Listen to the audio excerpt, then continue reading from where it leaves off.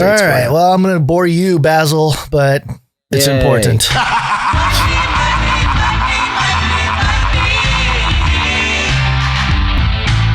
Is this a crypto?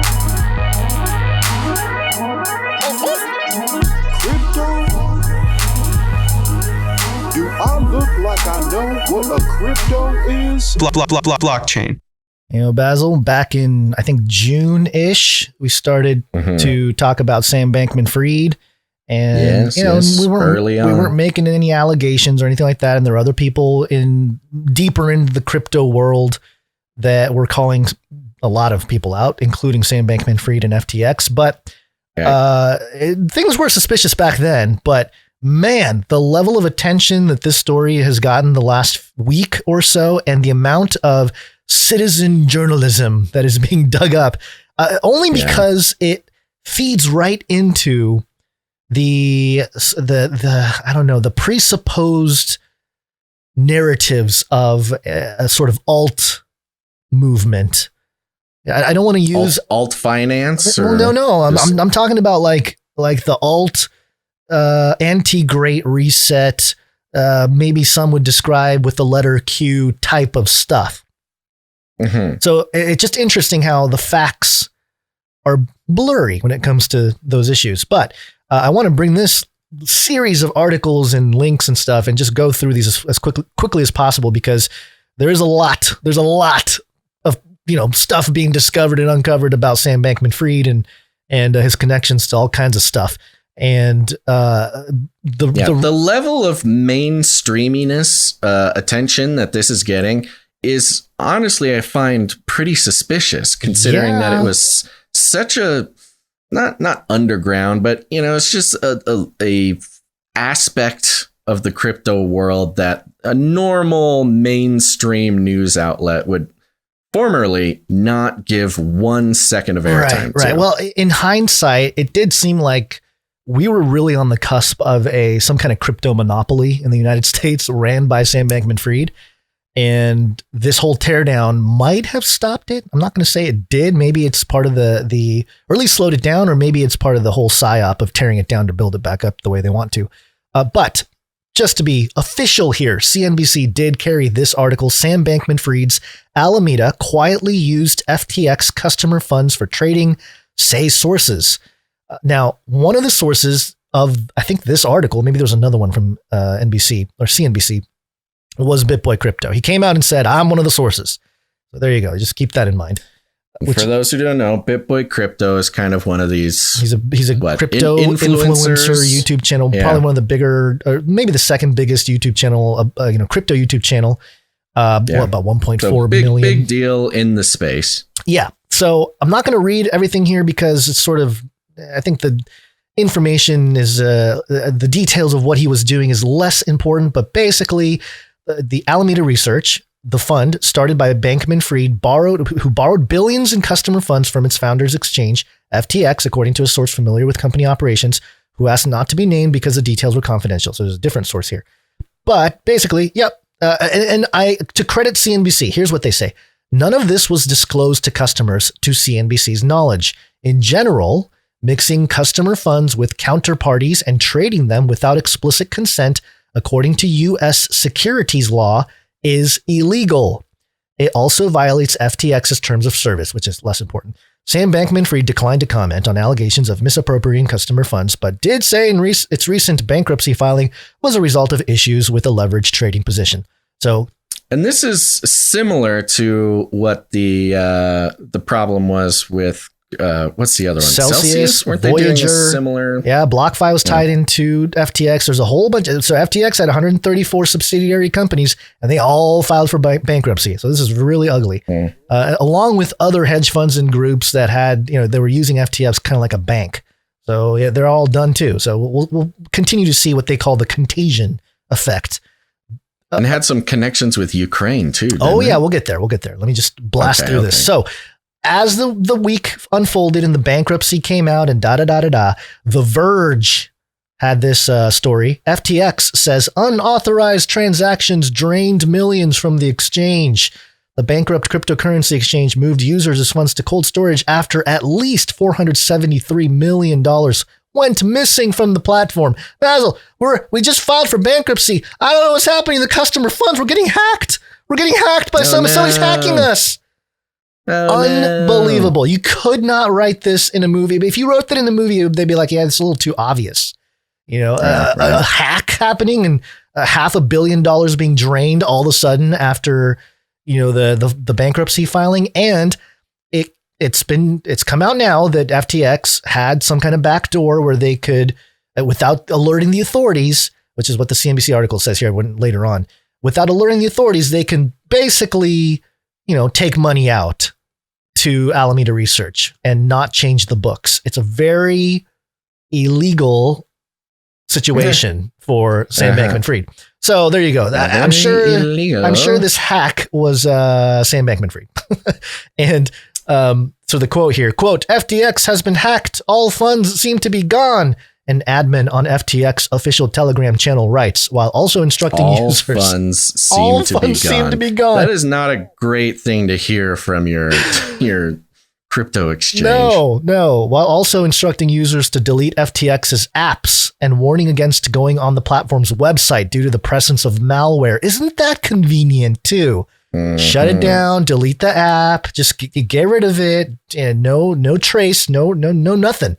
It's just gone.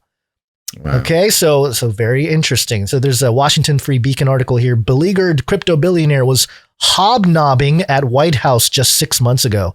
And it just outlines him in Washington, D.C., really rubbing shoulders with people. He was like the chosen one. He's having meetings with who? Chuck Schumer. He was meeting with Chuck Schumer.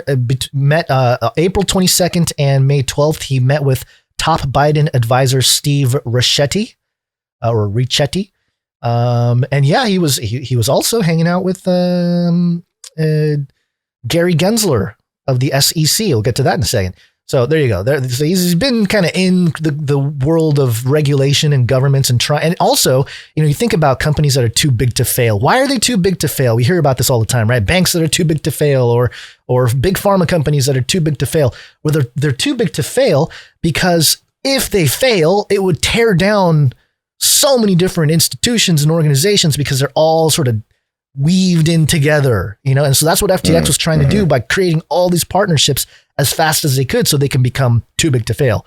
But before they can do that, obviously it all went down. But this unusual Wales article here, Ukraine government partnered with FTX for crypto to fiat donations. The Ukrainian government launched a new crypto donation website on March 14th, streamlining its multi-million-dollar effort to turn Bitcoin into bullets, bandages, and other war material. Aid for Ukraine, which has the backing of crypto exchange FTX, this is the quote, staking platform Everstake and Ukraine's Kuna exchange, will route donated crypto to the National Bank of Ukraine. Everstake's head of growth, Vlad Likuta, told CoinDesk. Ukraine's crypto-savvy Ministry of Digital Transformation is also involved. You have the Ukrainian government way too involved with FTX. Right. Why? If not for money laundering, what in the world is a crypto exchange that's not even fully regulated doing, partnering with the government of Ukraine?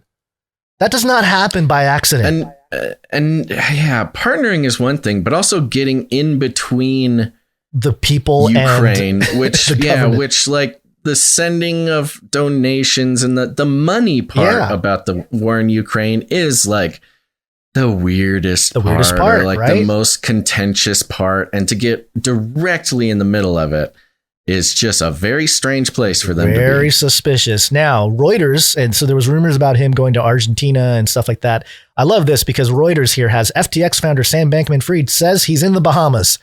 And this is the shortest article I think I've ever seen Reuters write. It's literally 2 sentences. It says FTX founder Sam Bankman-Fried told Reuters on Saturday that he was in the Bahamas, denying speculation on Twitter that he had flown to South America after the exchange filed for bankruptcy and he was removed as chief executive. When asked by Reuters whether he had flown to Argentina, Bankman-Fried responded in a text message, "Nope."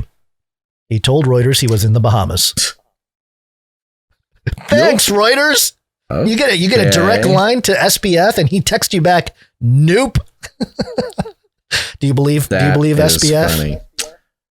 I don't believe anybody. I just think that's hilarious outrageous. How Reuters is like, oh, we got his text number. We can reach him. It's just a bizarre flex for nice Reuters. Source, great source, Reuters. Yeah, very interesting. Now there is a lot of citizen journalism and citizen research and things of that nature taking place, and the rabbit trail just keeps getting deeper and deeper.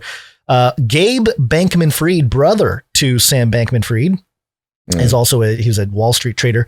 He's the founder of something called Guarding Against Pandemics. Now, oh, good. Definitely want to get the pandemic in on this. Now, I went to Guarding Against Pandemics website, the About section. It's gone, but the internet saves everything. There is a archived version. Gabe Bankman-Fried is the founder and director of Guarding Against Pandemics. Prior to that, he was a staffer on Capitol Hill and worked for Civis Analytics, where he improved private house forecasting and resource allocation models that advised Democratic political action committees and large donors, giving hundreds of $millions in the 2018 midterm elections. Oh, so there's some history there. So there you go. There's Gabe Bankman-Fried. Now back to this little tweet here, because also he was a legislative correspondent for the U.S. House of Representatives and an advisor to large political donors. That's the brother there. Family aunt Linda Fried is a WEF member on the Global Agenda Council on Aging. Aha! And here we have. That's a new one. Linda. Is this something we knew, or is I this don't new think all these information? dots were connected before, but people are connecting the dots now. It's all public. It's not really that difficult. This is the World Economic Forum website, Linda P. Fried. It's got her whole bio here. The one that jumped out at me, she's the co-chair Global Future Council on the Future of Human Enhancement. Okay. Hello. So the technocratic, transhuman, council. Utopic council. Yeah. Huh. She's the co-chair. So very involved. And what's the university that keeps popping up on all these scammer people, Basil, recently? A university with a bunch of scammer people? Well, just ties to this university. Stanford University. So, of course, Joseph Bankman, the father, a leading scholar in the field of tax law. Joseph Bankman is an author of 2 widely used cassette books on case books. Got excited there. Case books on the subject. He's writing on tax policy, covers topics such as progressivity, consumption tax, and the role of tax in the structure of Silicon Valley startups. He is he's a professor of law. So specific. Professor of law and business at Stanford University, Stanford Intellectual Developmental Disabilities Law and Policy Project. And check this out. This is the part that jumped out at me because this is directly from the Stanford website. Professor Bankman is a clinical psychologist as well as a lawyer. He teaches mental health law and writes on the intersection of law and psychology. He has developed a course on anxiety psychoeducation that has been taught at Stanford and Yale law schools and written on how insights from social psychology might be used in the effort to reduce tax evasion. Oh. Is your head exploding yet? What an incredible family. That is so bizarre. Man. He developed a course on anxiety psychoeducation and the insights on social psychology of how you can reduce tax evasion. And his own son is created maybe one of the biggest monetary scams since Bernie Madoff. It's unbelievable. It's quite remarkable. That is really bizarre. It really is bizarre. All right. Okay. So let me continue. Just a couple more things. Sorry. I'm trying to go as fast as I can here. No, this is great. And there's a couple more things. Yes, the FTX head of ventures and commercial at FTX Ventures, Amy Wu, started with the Clinton Foundation years ago. So there's that. The FTX director of engineering spent $8 million for Democratic candidates. Okay. And finally, Obama's commodity future trading commissioner, Mark Wetjen, was literally the head of FTX policy and regulation. So there's that. Okay. So there's a lot of Democrat-tied people there from the apparatus, right. The Clintons, the Obamas. It's your usual suspects. I mean, this wasn't just some guy who made a crypto exchange. Yeah. This guy was his whole family. He's in an elite family of World Economic Forum, Democrat institutionalists. Like it's like he was made for this. Oh, he was totally made for it. At the Clinton Global Initiative September 2022 meeting, you go to the website, scroll all the way to the bottom, and where is he? Where'd he go? Did they get rid of him? They couldn't have. There he is, Sam Bankman-Fried, amongst all the other world leaders hanging out with the Clintons, I guess.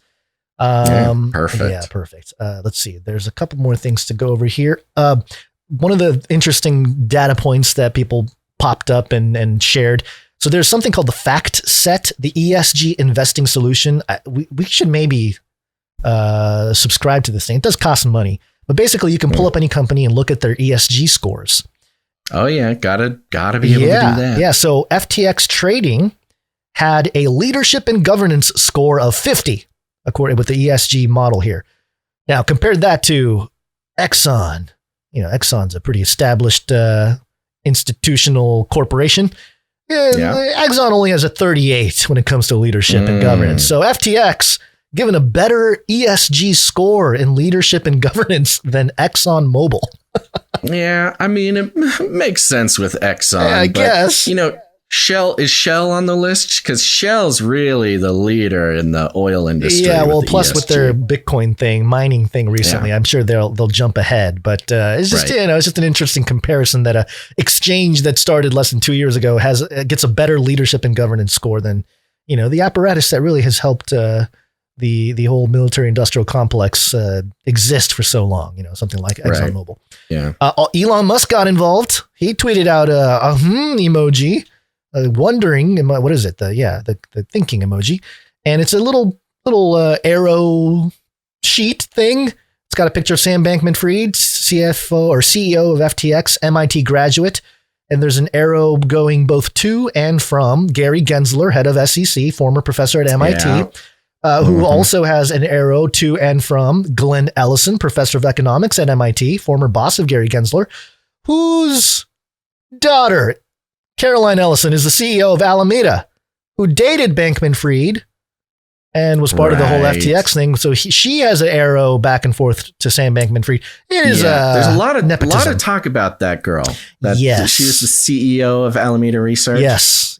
There's a clip there's of her. A lot of talk about all those the whole gang there, sort of involved with one another. Yeah, roommates.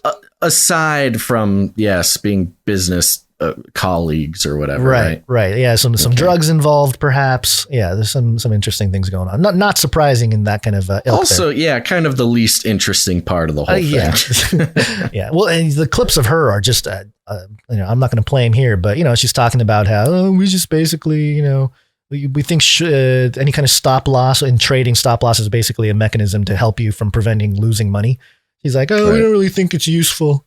Like, okay, yeah. Yeah. Right. That's wonderful to hear the CEO of your investment research firm.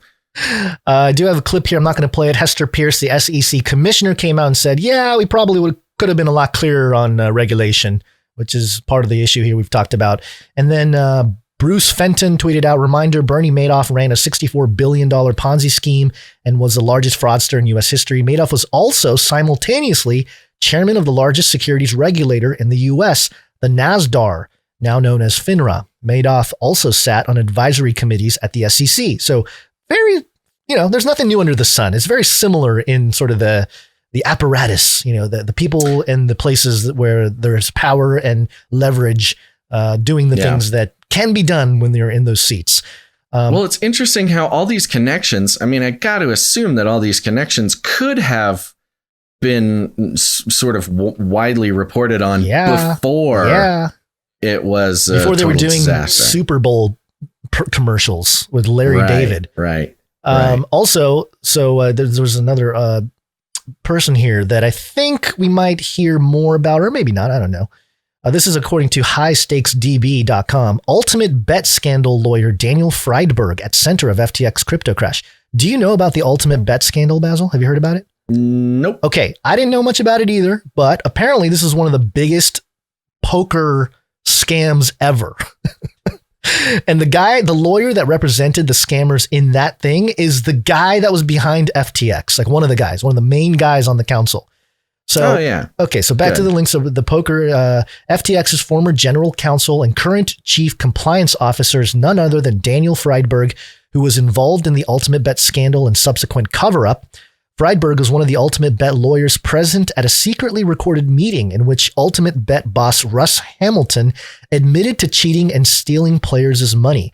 Some $50 million was robbed from other players in the super user scandal, with Hamilton having quote-unquote God mode access to everyone's hole cards. The audio recording, which surfaced in 2013, 5 years after the meeting, reveals Friedberg actively conspiring to lie about what had actually happened. And I did actually find an article from Poker Fuse from 2013. Audio tape confirms Ultimate Bet cheating details.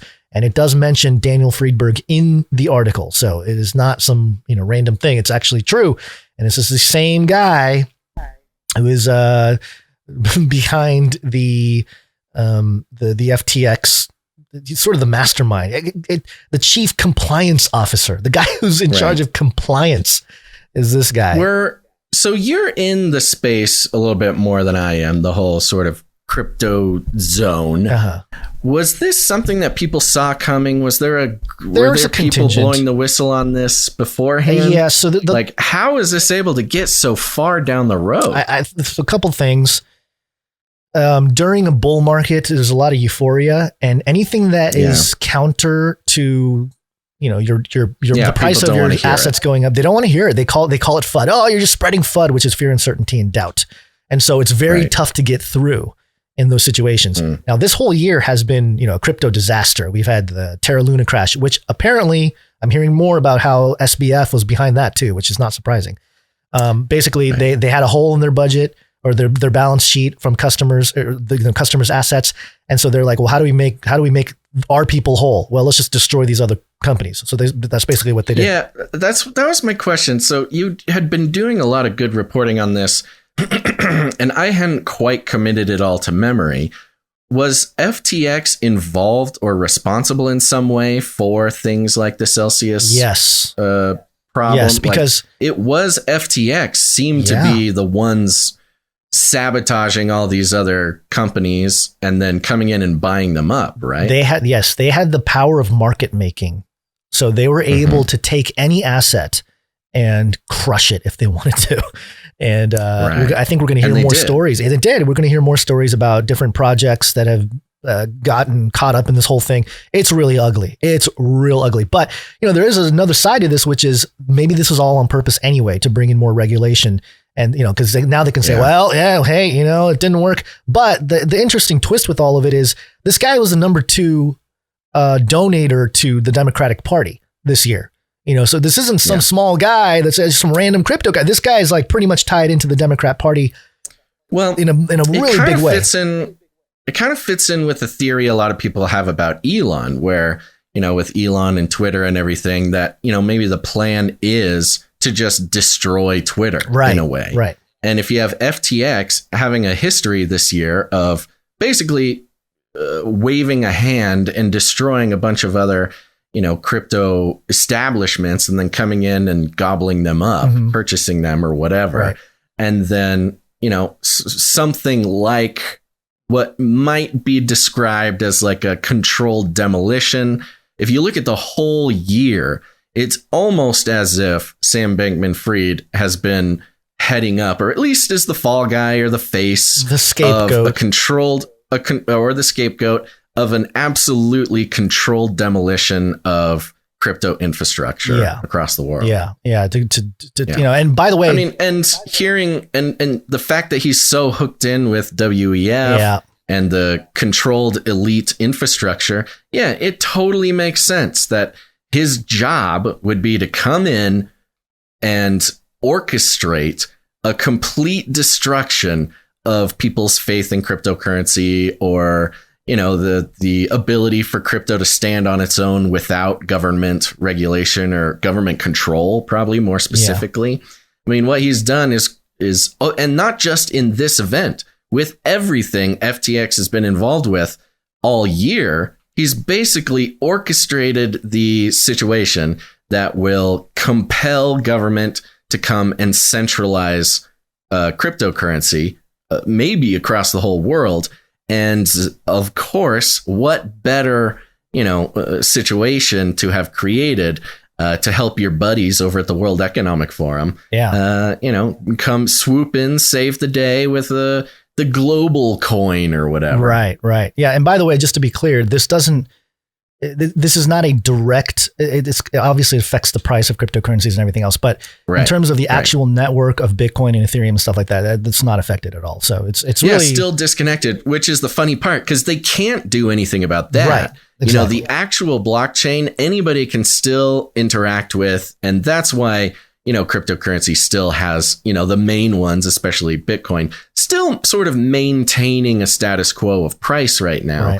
Right. Whereas really what's being destroyed is the ability for the normal average person to download an app and involve themselves in crypto. That's the biggest, death in this whole massacre. Involve in the way they're used to in Web 2, the convenience of Web 2 of having an email address and a password, very a commercial, a retail relationship with crypto, where an average person can do what they're used to, which is making an account, downloading an app, and boom, get into crypto. Yeah. But it's for those who are, aware of the real interaction. If you can interact directly with cryptocurrency, you don't really need all that kind of stuff. But it makes it, again, it's kind of like pushing crypto to the back of the line of easily accessible things for your average person to interact with. Yeah. And by the way, the government... Which is exactly what they want. If you can keep it so obscure that it scares normal people off, that's exactly what, a centralized authority would want. The U.S. government, I believe, has more Bitcoin right now than at any other time in history. They have... Well, it's not that long of a history, but they're scooping it up from, different scams that they've collapsed or whatever it is. So... Right. It's all FBI seizures. Yeah, seizures and things like that. So they're Bitcoin rich, which is not surprising. One last thing before we move on here. Of course, when we started talking about Sam Bankman-Fried, I think June was when we started talking about him. BitBoy Crypto was the biggest crypto guy. He had invested like $500,000, maybe more, in FTX or the FTT token and whatnot. Well, now he made a huge turn. Obviously, he's now kind of taken credit, or some people are giving him credit for being the whistleblower on FTX and being the guy to take down Sam Bankman-Fried or whatever. But he said this little thing here, which, I don't know if he's just being dramatic or maybe he's being sincere. 14 seconds of BitBoy Crypto talking about his potential fate, talking about all these different issues. You're going to find just how deep this goes. The rabbit hole, it just continues to go deeper and deeper. And we're not even touching on the corruption of the government and all this and what this potentially means. So at some point I may have to chill or I might get killed. At some point I may have to chill or I might get killed. I mean, now that we know all of the elite institutions that are connected with this, I wouldn't necessarily scoff at him too much. I'm not because, he did do a turn and he has publicly declared he's a Christian. So I'm rooting for the guy, but also public enemy number one. I think he was going to go on like Alex Jones. So taking a page out of his book of, sensationalism. Yeah. It's stuff like that where you say stuff like that. And again, I'm not even dismissing it. It's probably true. I mean, at other points he said like, there's names that I definitely am not going to mention. I know my boundaries, stuff like that. So he's definitely, but he's playing that game too, so you got to realize he's also somebody that's been allowed to be established on YouTube, 1.4 million subscribers on YouTube or whatever. And he's also pushing his own bill, his crypto bill that's supposed to be more pro freedom or whatever. So very interesting times right now. And again, I know people kind of get sick of it and whatever. It's just kind of a side thing, but I don't think people realize how close we were to really getting a Sam Bankman-Fried-esque monopoly on crypto in the United States, which would, go elsewhere all over the world. and also, how actually intertwined all this stuff is to the whole apparatus that everyone's been calling out all this time. And that's why I said at the beginning, it feeds into the Q-esque conversation. I didn't show, there's a picture of Alameda Research's symbol, which kind of looks like the boy lover symbol, the triangle with the arrow with the line under it. I mentioned that. I think we mentioned it on air like 6 months ago or whatever, pointing out the Alameda Research logo. And also Sam Bankman has like the heart inside a heart logo on his shirt, like on his little avatar. And that's also that child ring type of deal. According to the FBI. According to the FBI documents. And, it's been part of the conversation with those conspiracy theorists, not us, of course, but just conspiracy theorists. Of course. So anyway. Wow. Okay. A lot there. Well, you got me on this one, guys. I'm telling you, man. I'm telling you, I know you poo-poo. This one involves a lot of people, involves a lot of worldwide movements, organizations, and unsavory people. Yeah. And this is bigger than it seemed. I'm telling you, man, it's huge.